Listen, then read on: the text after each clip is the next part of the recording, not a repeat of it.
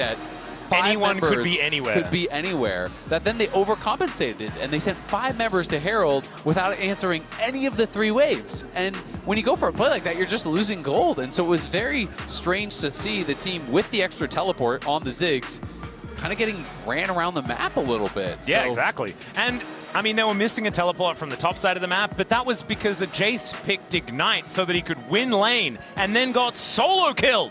Yep. It's just unacceptable, basically. And we'll see whether Top Esports can get back on the horses. Gotta lock in. It was a really good start to the series against G2, right? But, okay, hear me out. Maybe this is all part of the strategy, because they were like playing well at the start, that doesn't win. Playing well at the end, that is what is able to get the win. So let's see whether that is going to work. As Pun just trying to put some fear into them with a volley bear hover, but instead it's going to be the Bard locked away for Bie most likely. There it is. Will they be pairing it with a Caitlyn to start this one off? As instead, looks like we're looking for a Dire pick to get off the ground, and that is going to be picked into the Bie. Bie and Aurora together, pretty powerful, so taking that one away from Creme does make some sense, but Bie, Ahri, I mean, there are a lot of things that Top Esports can play around now. Yeah, there absolutely are, and I'm just always a little bit nervous when you are last pick and you are blinding your solos, right? Like, that just always feels like that is kind of the big advantage. Of course, Aurora is a power pick. Like you said, Creme is really, really good on it. It's his most played, so it can make sense, but Creme can play a lot of stuff. And Creme gets kind of the run of the show now. So it is going to be Rumble, Ahri, Bie, you know, 3 really kind of high prio champions these days for these players. And the question is, what will we see for Pun, or will they shift something around? We used to see a lot of Galio and Ornn as kind of like Rumble answers. You can obviously go aggressive counters. You could even move the Aurora up towards the top side and put it against the Rumble if you want, because that is something that is also another one of those answers. So I'm going to be curious, because now that it is Rumble, it does open up the possibilities of a flex a lot more. And then if you grab the Naafiri, you could even do like Galio in mid lane against the Ahri. Like, there's so many options here, so I'm kind of curious where TSW wants to take us. Yeah, you could actually just pick Galio and then still everyone's confused about where things are going to be going.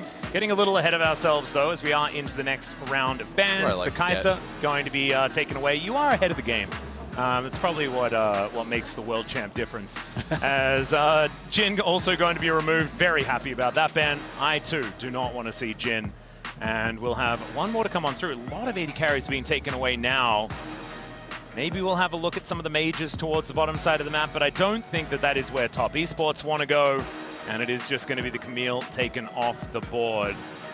Not wanting to go up against that Camille combo down in the bot lane. So Caitlyn as well as Jin, 2 of the best pairings with the Bard, will be taken away. So curious to see where Eddie wants to go. You can play with, you know, kind of anything with Bard, but honestly, I would say in pro play, 3 of the most common are Kate, Jin, and Ezreal. And all 3 are banned, right? So a lot of the common pairings are gone. It's not that Bard can't work with anything else, but it is not necessarily like as dominant as it is with those particular champions. We'll see what they are going to lock in, because they're going to have to make a decision now. As Misfortune, that's a decent option. I was thinking about what could work in the early laning phase to help augment the power of this Electrocute Bard, and an MF can certainly do that. It can. The only thing is they have no actual lockdown, right? Like, you can Bard ult and then start ulting over the top, but they need someone to hold them in place, which kind of brings my mind back to the Galio again. You know, do we want to actually bring out a Galio? Galio or Ornn? Naafiri goes in, or Ornn, you know, that could work. You know, I was kind of thinking of the potential of Naafiri diving in, Aurora flanking, Galio ult over the top, MF ult with that. But it is going to be Yunara Lulu, so scaling options here for TES. Definitely not the strongest laners these days, these 2 champions, but if you can get through the early phases, you can absolutely take over in a 5v5. And they clearly are looking at Tian and Creme to be their playmakers. You went Bie Ahri. Yep. JackeyLove is the late game insurance here. All right, Pun, thinking about what he wants to do, it looks like the Gnar is going to be the final consideration. Not necessarily helping, but this is what we were talking about before. I like it way more. I mean, this is what a lot of people think of, like the primary matchup into the Rumble, but also really helps the composition like you were asking for. Yeah, I think it makes a lot of sense. Now you have that primary engage. Obviously, what you were going to be looking for is Bard ult, Ornn horn, that goes in, Aurora comes in on the flank, Naafiri dives in, MF ult over the top. You're looking for this kind of, you know, big grouping of ultimates to try to burst someone down. That being said, Ahri, pretty evasive. JackeyLove, you can go RE and just kind of like hop out.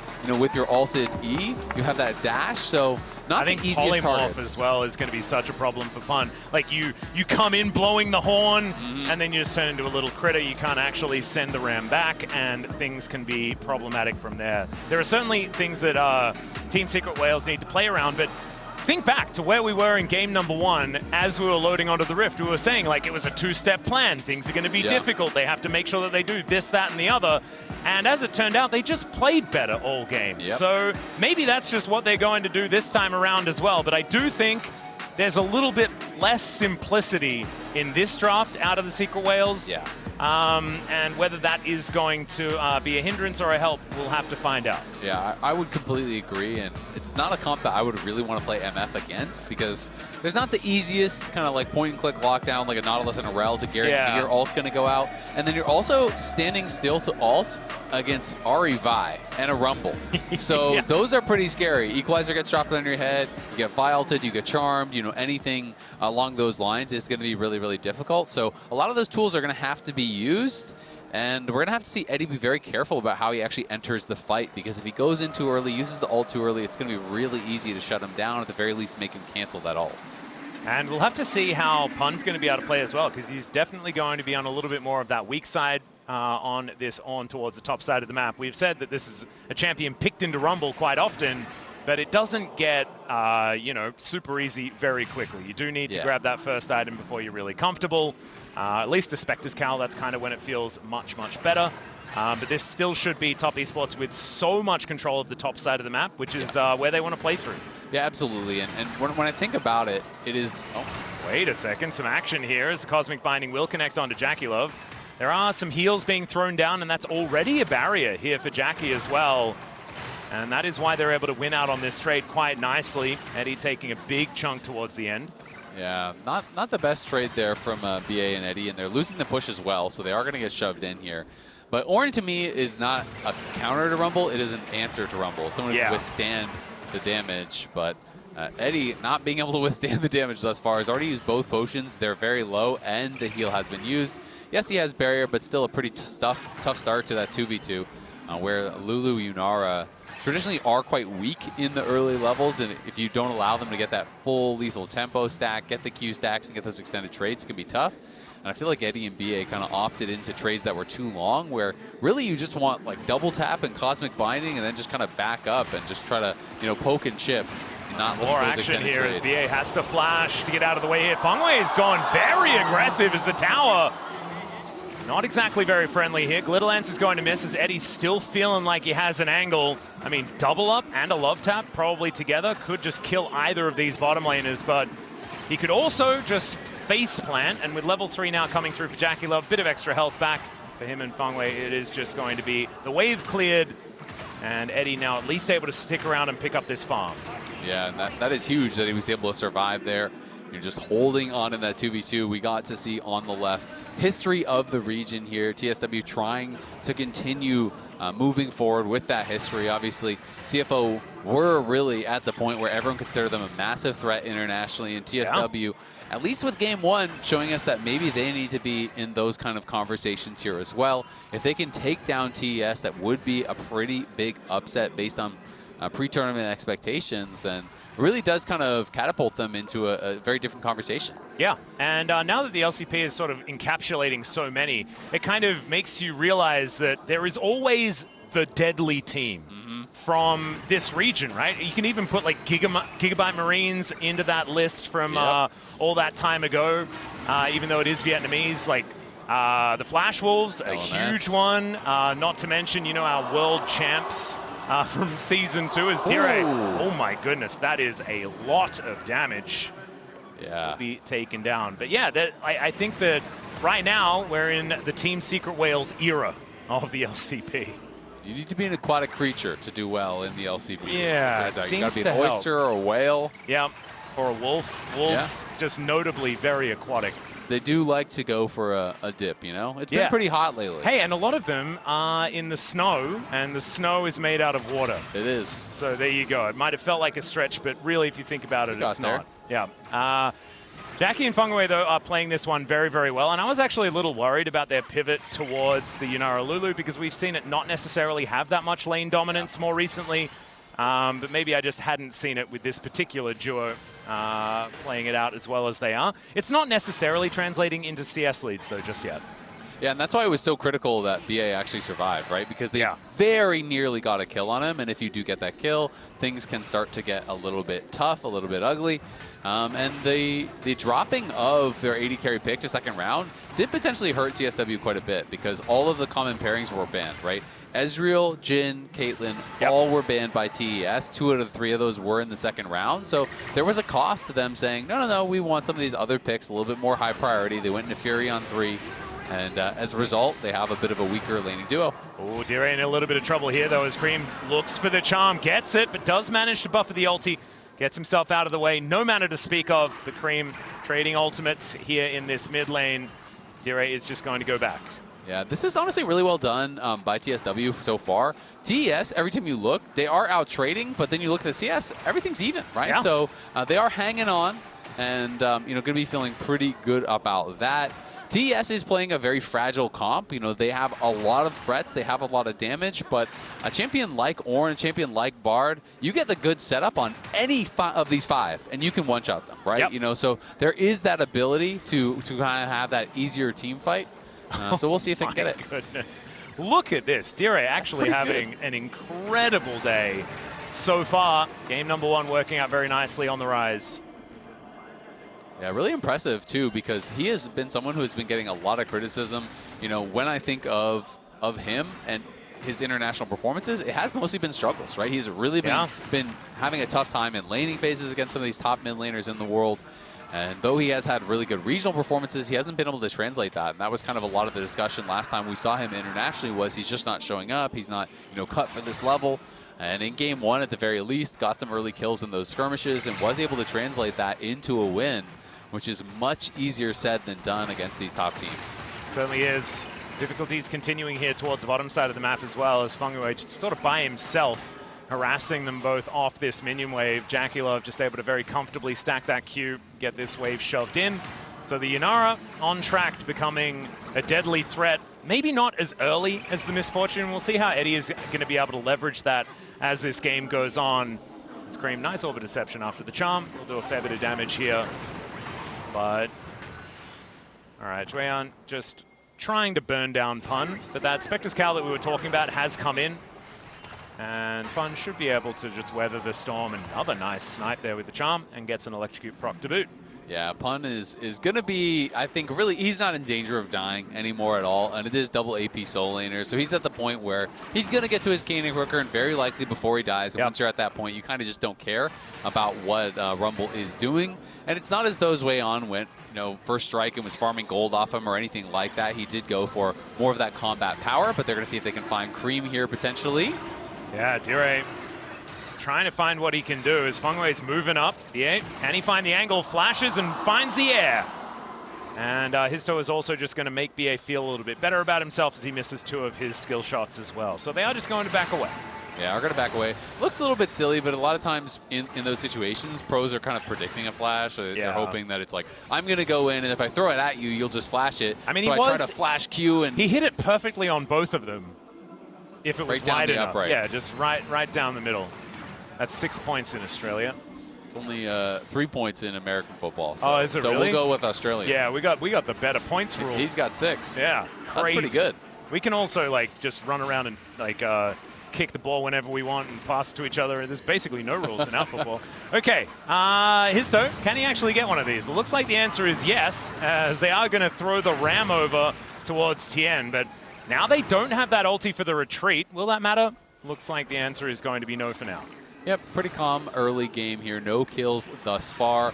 After TSW almost by themselves had a kill a minute. It was 29 kills in 32 minutes, I believe, by the end of the game. This one is killless here at 9. I think both teams going to be a little bit less a little bit more gun shy, excuse me. After a game like that, maybe feeling like, okay, let's make sure we choose the right fight on the side of TES. And for TSW, I feel like they're just saying, you know what, let's chill, let's farm, wait for our moments.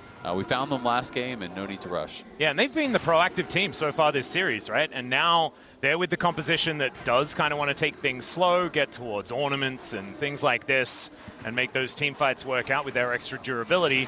And because of that, the team that's been much slower is not necessarily going to be the one pushing the envelope. TSW just have had control of the tempo so far this series. Yeah, they really have. And I mean, Creme, like we said, he's getting the advantages in that 1v1, and now it's starting to actually show itself in a gold lead. He is up about 300 gold. But I will say, you know, Tian and Creme have both been level 6 for a while. I want to see them link up. They are the bridge to the late game for JackeyLove and Fengyue. You want to see them looking for plays, go in with the Vi ultimate, sets up that guaranteed Ahri charm, trying to burst people down, because these are two champions that are about that upfront damage, and you need to have the gold to kind of back that up. We'll make it rain, having to come down here as the good lance is going to go wide.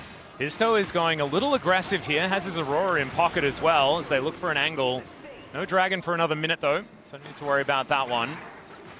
And can Creme find his way in? That's going to be the question. Remember, this is a Naafiri, can go untargetable, so it can be a little bit annoying, as that is going to be Tian, gets the wild growth there as well, and they just blow up Hizto immediately. Tian gets himself out. The magical journey is taken for the retreat, and that is first blood with no response over to top esports. A way better start here in game 2. Yeah, so much better, and that is actually the slowest first blood so far this MSI, but Creme have been building up an advantage in that 1v1, now gets the first blood on top, and now is about 800 gold up on his counterpart. He's got those components for his first item, so he is going to be basing and getting that. He has the push as well, so he's going to get another plate on top. So he's going to have a 1K lead in that 1v1, and we can see how it happened. Hizto wanting to be the one that was starting this off aggressively, but Fengyue moved over. Creme was there. They had the... In the meantime, Zuian is very dead. He is, and he lost his flash, so that sucks for him. Yeah. There was a bit of replay to go through. We do hate to interrupt you there, Isaac, but sometimes the video game, it just kind of takes over. As we got to teleport towards this bottom side. Looks like there's not going to be too much of a dive angle, as the Drake is what Tian has on his mind, looking to try and pick up doubles. As Cloud into Chemtech means that the likelihood of some pretty fun dragons could come on through for the Soul. We'll see what is going to be locked in as Creme just throws an Orb of Deception, says I'm helping. And we're going to see how it all started here, picture in picture, as it is going to be an Ocean Soul again. A little bit of a shame. And, that's not a great flash. Really bad flash. And that was an easy kill. I mean, they just kind of Bard, tunneled through the wall, walked up, didn't really have to do too much. Flashed in a straight line, and Zuian, a little bit of a tough time so far this tournament. You know, he had such a great start. His game 1 on the Embessa against G2, he was just smurfing on them. But it feels like he is a very confidence-based player so far at this event, and he has looked very different in wins than in losses. You look at his stats here. In wins, up 22 CS on average at 14, and then the losses, he's kind of getting blown out. So it has really been very swingy games for him, and we need to see him get that consistency. And I think as he gets more games on stage, as he gets more games in an international environment, you will get more used to it and be able to kind of calm down a little bit more. But he is someone that TES has really counted on, because they lost 369. You know, he was, you know, replaced by Zuian. You know, he's the one who was coming in and taking his spot in that starting lineup, and he has been performing so well, and that's a big reason why they are here. So they need him to perform just like he did in the LPL. Exactly, and I mean, it's a similar story, and on the other end of it, right, in comparison to Dire. We were talking about that before. He hasn't been able to perform on the international stage, has now managed to turn that one around. We'll see whether this is going to be the game that Zuian can do the same thing, as Pun wants to make his way towards this outer turret. That's a great Cosmic Binding. I'm not sure about the Tempered Fate, though. I am sure about it. You're sure? It was very not good. Very not good. Yes. Okay, well, Pun is going to try and find a ram. We'll be able to throw it into the minion wave because he knows that he's dead, I guess. And Tian's going to make his way back down, but that is not even going to get him an assist. That should be a turret going down, as Top Esports are able to just overload the bottom lane and grab even more. And this is now Top Esports with tempo control, and they are pushing it very quickly now. Yeah, they are kind of getting everything control at this point, as Eddie could be in trouble too. Creme has no ult, so he's not going to go for the long-range engage there on the Vi, because Creme wouldn't be able to actually close the gap. I mean, that ult for BA would be great if you were Nautilus or Rel, yeah. But when you're Bard, you just zone-use the enemy Ahri in the middle of the bullet time, so that was not it. All right, Tian. There is the cease and desist. Tries to get on top of Hizto there as Dire trying to get himself out of the way. Bit of an angle though, as now Tian taking a lot of damage. Creme now inside the Thunderdome and does have to flash. That Spirit Rush not up and available. Fengyue does make his way up, but that is no wild growth necessary as this turret is holding on by the skin of its teeth. I feel like the lane assignments have been really weird this game as well for TSW. As soon as Ornn completed Koenig Rooker, they immediately put him against the Kraken Slayer Yunara. Yeah, that's an odd move. And so, you know, being against anyone else would be a lot better. I get that you want to have MF mid, but then it feels like you would want to have Aurora maybe laning against JackeyLove. Maybe they don't feel like he can hold on in that position, but it has put him in kind of a more difficult spot. You know, and he is just kind of collecting these waves. Maybe the idea is D-Ray can play more with the team and make plays elsewhere, but it is giving JackeyLove a very, very easy time. He's collecting turret plates, he is collecting gold.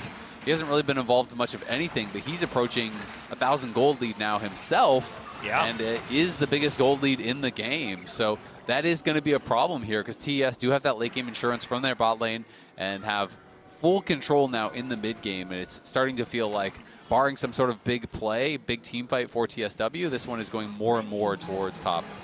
Well, that's exactly what they're going to have to look for here.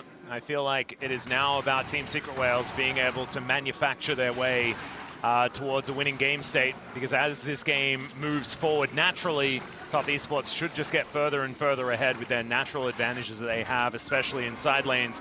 We're seeing that right now as Creme is at least going into the Koenig Rooker, and so that feels a little bit better for Pun. But with the Rift Herald now at about 50%, Top Esports wanted to try and fight this one as BA trying to deal with JackeyLove and not quite being able to do so, as Zuian going to have to flash to get out of the way. Dire's over the wall though, and they look to try and get rid of this Rumble. He should be going down, but a few buttons do need to land. The wild growth to keep him alive as Jackie could be in trouble fighting against Eddie now, but Jackie just destroys the Bard, and Eddie needs to run for the hills. Now finally Pun's made his way in as the Ram gets a knock-up, but I don't think Top Esports really care about it. Team Secret Whales with just not enough health bar to speak of outside of Pun, who has a lot.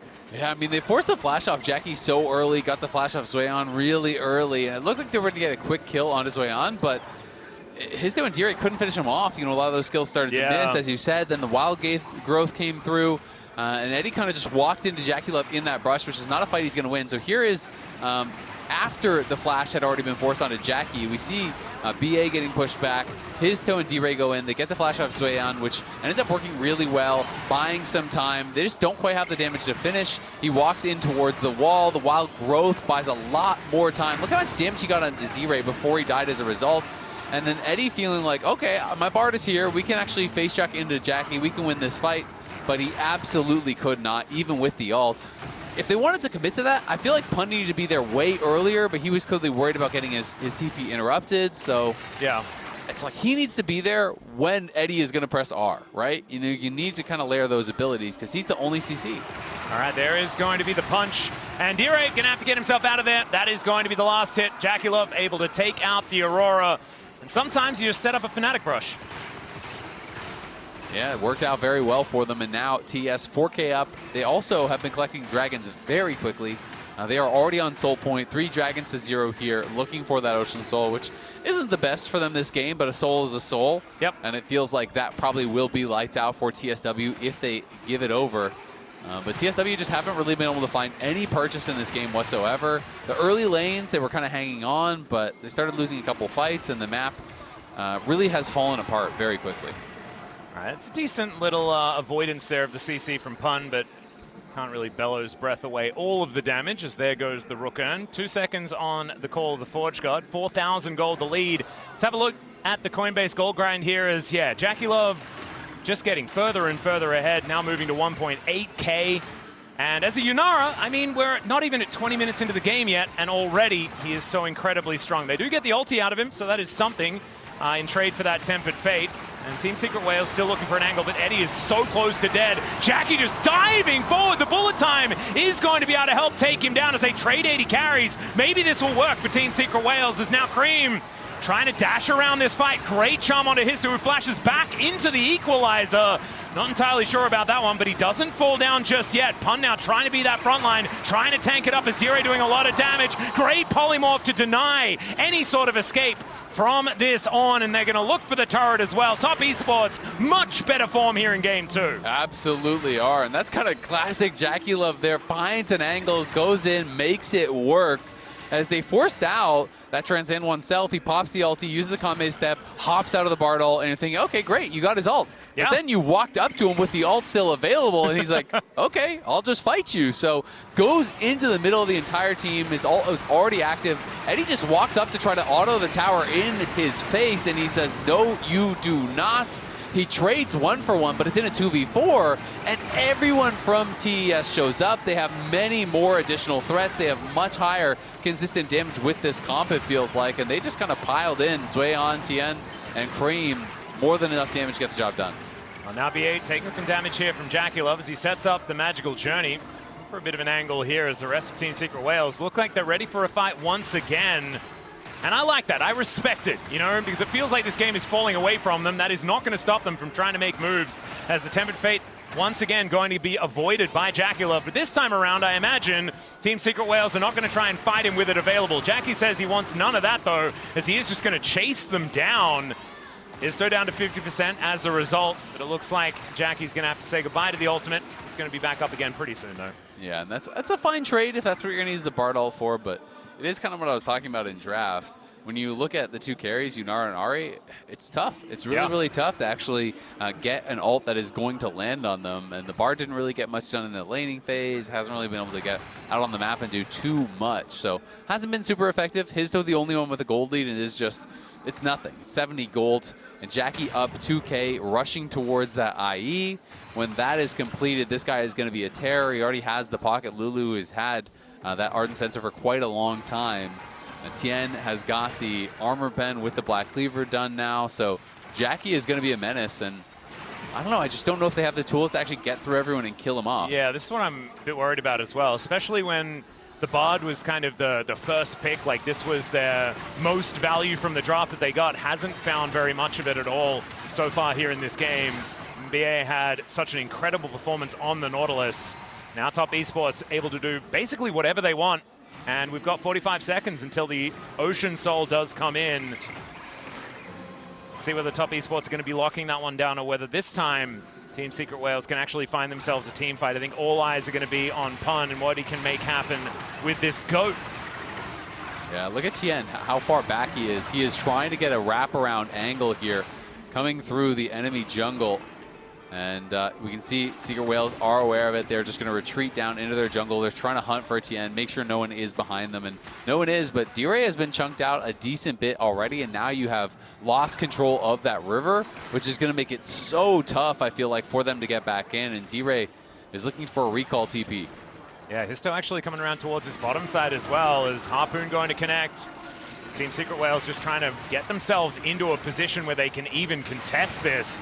As there's the punch back onto Pun. He takes so much damage. Equalizer is going to need to be walked here by the Ornn. Gets the heal, though, and the Equalizer hasn't really done too much. Tempered Fate once again goes wide. Can they find more with the Ram as it gets the double knockup? There is the bullet time, but it has to be immediately stopped. And down goes Dire before the fight. It really even had a chance to break out. An immediate teleport will get the Rumble in there. The walking barbecue to take down the hot dog. Hizto falls first, and the rest will follow suit. It's a clean ace for Top Esports. They can take a Soul, they can take a Baron, they can take a Nexus if they want. And they can take a game too, it's starting to feel like here. Great bounce back game from TES, up 8K and a Soul. They completely destroy them in that team fight, use the Equalizer early, chunk them low, even with that bullet time being comboed with the Call of Forge God. It just didn't matter because Creme was on the side to instantly force the cancel, land the charm, and then I love the combat TP there from Zuian, using the deep ward that they had earlier to chase them down, knock them out. And you can see in your MasterCard priceless moment of the game, Ocean Soul collected. and TSW wiped from the map. So let's watch it one more time. It's really all about how they play the side. So Creme is going to be looking for this angle as Ornn is trying to go in. They're looking for the bullet time over the wall, but watch Creme the whole time is waiting on the side, goes right in, lands the charm onto Eddie, and once that gets canceled, D-Ray's going in, but he just gets polymorph, knocked up, dead. Yep, absolutely obliterated. The Baron is still up and available as Tian taking a fair bit of damage here, but it's just Top Esports pushing them away from the Baron pit. Make sure that that one stays as dark as possible. This is Team Secret Whales, though, so it looks like they are still rearing for a fight. And we'll see whether they can do better this time because, I mean, I think the last fight really epitomized it. You explained it. It's so hard for this composition to even work. Yeah. And so it's going to possibly be a bridge too far. As Jackie underneath the turret might be an option, as Eddie down to almost dead before anything's even really happened. And now Fengyue is there to keep Jackie alive. More of these minions to be going down as they're pushing wave after wave into these inner turrets. And every time they slink into the fog of war, Team Secret Whales do need to try and look for them. They still at least have one blue trinket available here from Eddie to try and scout that Baron. That is terrifying. Jackie almost killed Eddie under the tower. Didn't even use his ult to do that. Held on to that. And they have Ocean Soul, and one of the really nice things about Ocean Soul is you can just perma-start Baron over and over and over. They come in, you force some cooldowns, they run away, you just start it again because you're going to be sitting on full health. Jackie traded a lot of his HP, but he has Ocean Soul, so he's right back to full off of that next wave, and he is looking for more. Oh my goodness. Okay. Eddie at least does have a Bloodthirster, so when his health bar does go down low, if he's got a wave to hit, then he will get a fair bit of that health back. The problem is it keeps going from 100 to 0 in a lot of these fights, and the Bloodthirster doesn't help as much with that. It's a 10,000 gold lead, though, at almost 26 minutes into this game. This is obliteration this time, and it looks like Top Esports have woken up after that Game 1 humbling that they had for themselves. And this is more what we were expecting in this series. Yeah, I think they came into this game, they got super comfortable champions to play. They are so used to this style, and they are showing us why it is so difficult to play against them on these playmakers. Tian, his Vi is nasty. Creme is so comfortable on the Ahri. Jackie, obviously famous as being one of the best team fighters of all time.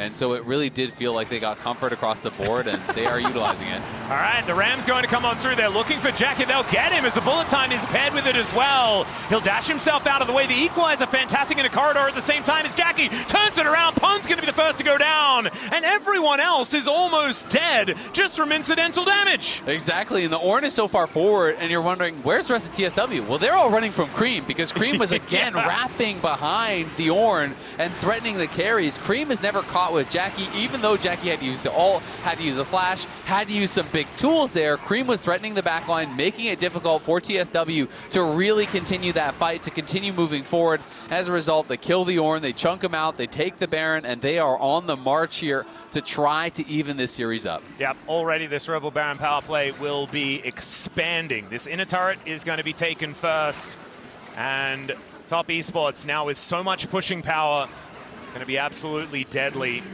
for the TSW base. They're going to try and do their best to clear out these waves. They do have some wave clear on this squad, but I just don't know whether it's going to be enough. As that's a good charm onto Pun. D-Ray looking for a bit of an angle there as he does half the health bar of the Rumble. But this Ocean Soul, man, it is doing so much work here for Top Esports. Yeah, and I love how much they're actually intentionally utilizing it. They're forcing trades constantly and getting value. Oh, Tempered Fate is going to be able to catch Jackie, but he doesn't seem too worried about it. D-Ray down to half health once again. Eddie going to get tagged. Equalizer, great position. The last hit with the charm from Creme was pretty clean, and they'll be able to take the inhibitor in this mid lane. Is this just the end, though? That's the question. Zuian going to get himself a shield as they look to make their way in. Down goes D-Ray to start this one out. The Ram is there, but it's not really doing too much.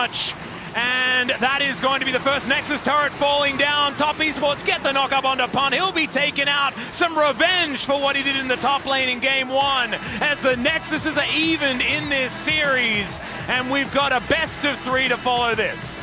A couple of one-sided games to kick off this series. One going the way of TSW. This one was all top, though. They dominated from very early on. We got a tie. Desk, who's going to take it?